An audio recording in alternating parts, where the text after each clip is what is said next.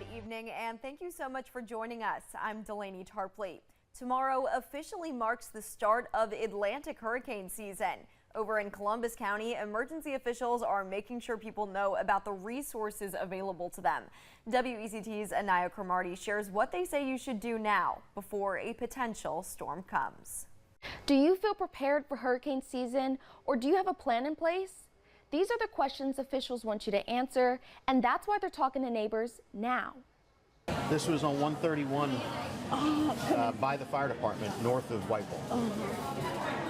The National Weather Service is showing people how natural disasters are unpredictable.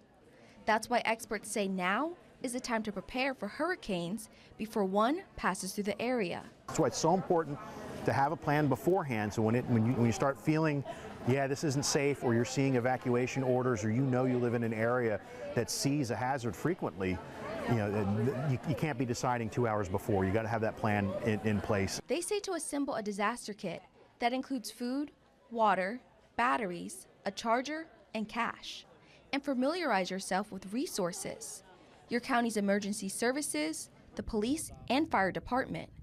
And in extreme cases, they say that you can rely on air services. As soon as the hurricane passes, we're critical to get out and get to places, maybe a road might not be accessible, somebody's house that has been completely blocked in by fallen trees or debris. Some disaster teams are on standby for post-storm incidents, like the Catholic Church Charities. While the officials do their part in making sure everyone is safe before, during, and after storms, it's best to do your part by staying properly informed. That includes recognizing the signs of misinformation spread on social media. People are posting maybe the 1 in 1,000 weather model that shows something that has the least amount of chance of happening. They post information without context of what the information means.